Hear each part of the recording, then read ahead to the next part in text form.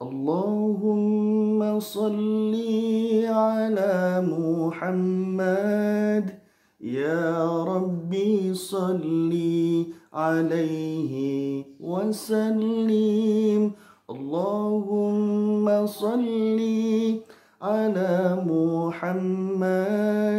Ya Rabbi salli alaihi wasallim. Sya'ban radhiyallahu anhu bukan hanya sekedar nama bulan, namun ada sahabat baginda Rasulullah sallallahu alaihi wasallam yang bernama Sayyidina Sya'ban radhiyallahu anhu. Setiap waktu sholat, Sya'ban selalu mengambil posisi di pojok sebelah kanan dari mimbar. Dan Sya'ban mengambil tempat di sana bukan karena ingin senderan, bukan. Tapi karena beliau ini tidak ingin mengganggu jamaah yang lainnya yang ingin sholat. Sebelum jauh waktu sholat, beliau pasti sudah ada di pojok sebelah kanan. Dan para sahabat sudah mengetahui itu semua, bahkan baginda Rasulullah SAW sudah memahaminya. Dan sahabat Sya'ban radhiyallahu anhu suatu subuh dilihat tidak ada di tempatnya. Sampai baginda Rasulullah SAW bertanya kepada para sahabat, kemana Sya'ban? Kemana Sya'ban? Tidak ada yang tahu, karena memang para sahabat tidak ada yang mengetahui kabar Sya'ban radhiyallahu anhu. Sampai agak tertunda sholat subuh ketika itu, demi menunggu sahabat yang satu ini yang bernama Sya'ban radhiyallahu anhu. Karena takut kesiangan sholat subuhnya, maka tetaplah dijalankan sholat subuh berjamaah ketika itu.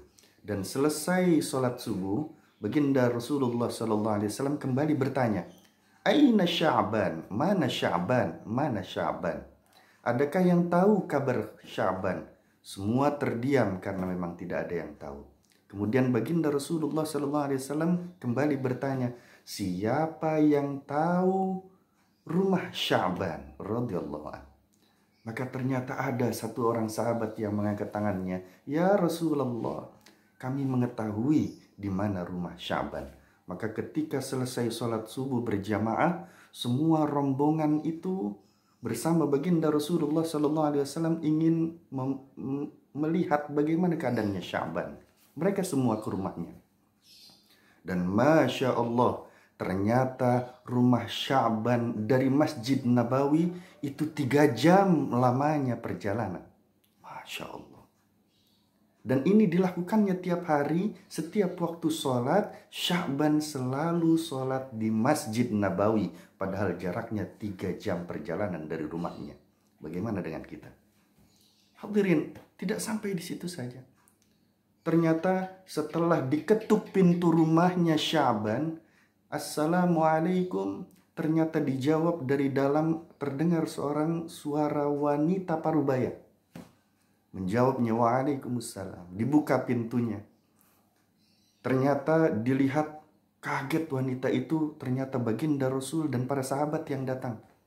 Dipersilahkan masuk. Mana Sya'ban? Mana Sya'ban? Subuh ini kami tidak melihatnya sholat berjamaah di masjid bersama kami. Sambil menangis, wanita itu kemudian bercerita, ya Rasulullah, aku ini istrinya Sya'ban, dan suamiku itu telah meninggal dunia tadi malam.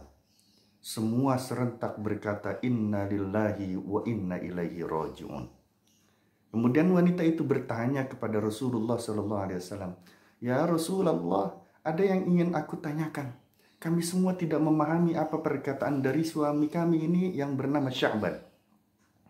Pertanyaannya adalah, ketika beliau itu sakaratul maut, Sya'ban ini sakaratul maut, dia teriak 3 kali ya Rasulullah. Teriakan yang pertama, beliau itu teriak, kenapa tidak terlalu jauh? Kenapa tidak lebih jauh?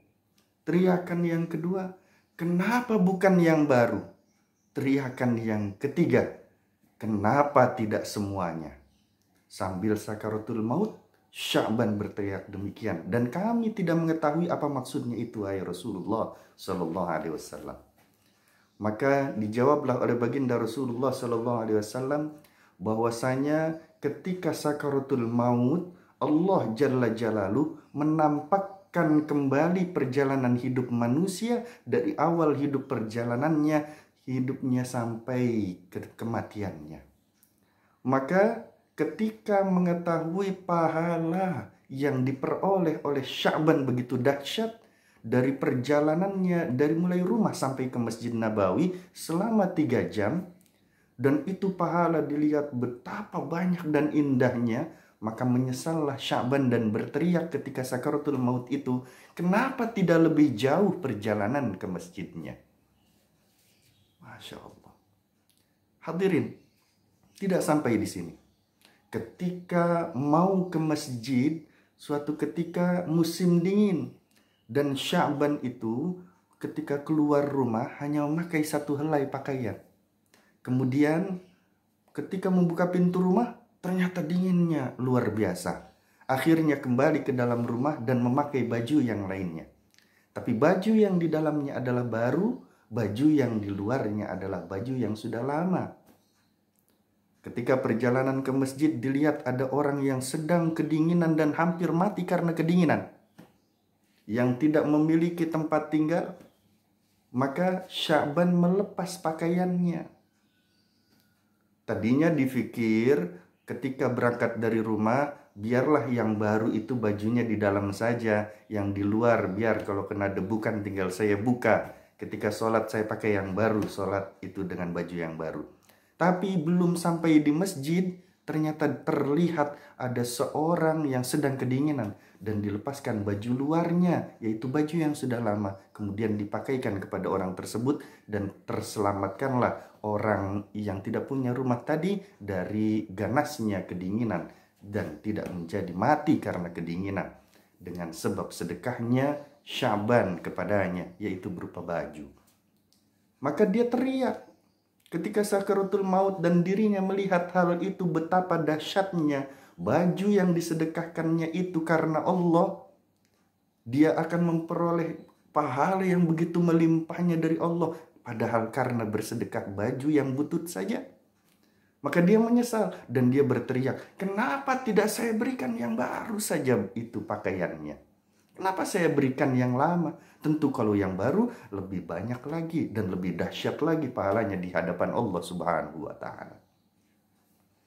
Tidak hanya sampai situ. Ketika pulang dari masjid, dirinya mendapati ada seorang pengemis yang kelaparan 3 hari belum makan. Ketika itu sahabat Sya'ban itu membeli roti dan susu dan kemudian memberikan setengah bagian rotinya kepada pengemis tadi dan setengah gelas susu yang dibelinya kepada pengemis tadi. Makanlah mereka berdua. Maka sahabat Sya'ban ketika melihat dahsyatnya sedekah makanan kepada orang tadi, itu menyesal. Kenapa saya tidak berikan semuanya saja kepada pengemis itu? Kalau saya tahu bahwa pahala dahsyatnya sedekah dengan roti tadi itu begitu melimpah dari Allah Subhanahu wa Ta'ala. Masya Allah. Ini sahabat Sya'ban radhiyallahu anhu. Ketika sakaratul maut datang, maka semua diputar kembali oleh Allah Subhanahu wa Ta'ala. Ketika itu kita akan melihat bagaimana perilaku kita ketika di dunia perjalanan hidupnya semua diputar oleh Allah. Hadirin, kita tidak tahu kapan kita kembali kepada Allah. Kita tidak tahu kematian kapan datangnya. Maka berlombalah bersedekah mulai dari saat ini. Jangan sekali-kali kita menjadi manusia yang kikir. Na'udzubillah tsumma na'udzubillah min dzalik. Mari berlomba, masjid dekat, datangi masjid. Kenapa kita harus takut? Sahabat Sya'ban yang menyebabkannya berpisah dari masjid hanya kematian yang memisahkannya. Semoga Allah Subhanahu wa Ta'ala menjadikan masjid itu di dalam hati kita, yang hati kita selalu sujud kepada Allah Subhanahu wa Ta'ala, hati kita yang selalu menghamba kepada Allah, hati kita yang selalu mengingat Allah. Semoga Allah takdirkan itu semua kepada kita. Amin ya rabbal alamin. Assalamualaikum warahmatullahi wabarakatuh.